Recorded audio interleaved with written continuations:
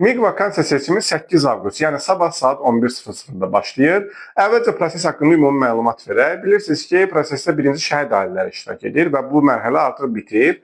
Sadəcə şəhid ailələri say olaraq çox az olduğuna görə bu demək olar ki, prosesə ciddi bir təsir göstərmir. Bəs növbəti iki mərhələ nədir müddət izin müqavilə üçün? Növbəti iki mərhələdə əvvəlcə sabah açılacaq sistemdə yalnız hər kəs öz faktiki yaşayış yeri üzrə, yəni haranı seçmisinizsə qeydiyyatda, həmin yaşayış yeri üzrə həvəsləndirmə tətbiq olunan, yəni H1 və H2 tətbiq olunan məktəbləri görəcək və oranı yaza biləcək. Bu mərhələ bitdikdən və həmin məktəblər seçildikdən sonra növbəti mərhələdə artıq şəhər məktəbləri çıxacaq və şəhər məktəblərində artıq sırf sizin yaşadığınız yaşayış yeri rol oynamır. Orada siz bütün ölkənin şəhər məktəblərini görürsünüz və hansını istəyirsinizsə seçə bilərsiniz. Sadəcə burada diqqətli olmaq və strateji baxımdan düzgün düşünmək lazımdır.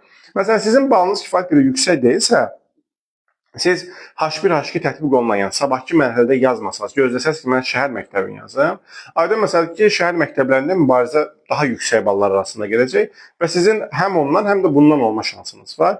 Ona görə burada siz baxmalısınız ki, öz yaşayış yeriniz üzrə neçə yeri var, ümumiyyətlə vakansiyaların sayı ki, vakansiyaları da artıq görə biləcəksiniz və özünüzün respublika üzrə yeriniz, faktiki yaşayış üzrə yeriniz, yəni sıralamanıza baxmalısınız və buna görə məntiq yürütməlisiniz ki, mən hansına düşə bilərəm? Şəhər məktəbinə risk eləməyə dəyərmi, yoxsa H1, H2 tətbiq olunan məktəbə yazmalıyam və hansına mənim düşmə şansım daha çoxdur? Düzdür, bu il məsəl üçün coğrafiya fənnində Bakı şəhərindən vakansiya yetəri qədər çoxdur. Ümumiyyətlə bu il düşünürəm ki, vakansiyalar coğrafiya fənnində ən azından öz gördüyüm qədərlə vakansiyalar daha çoxdur. Təbii ki, burada sertifikasiya imtahanından kəsilənlərin də rolu var ki, oradan da vakansiyalar gəlir.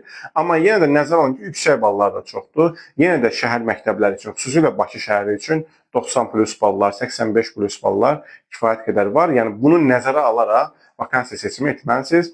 Digər bir məsələ də fərqi yoxdur. Şəhər və yaxud da H1, H2 tələb olunan tətbiq olunan məktəb seçirsinizsə də öz yaşayış yerinizə məsafə, ora gedib gələ bilməyiniz, real olaraq orada işləmə imkanlarınızı düşünməlisiniz. Bəzən başa düşürəm ki, insanlar sırf işləmək üçün bəzən baxın çox absurd bir seçim edir özünə görə, sonra gedib işləyə bilmir orada və özü də oradan işdən olur.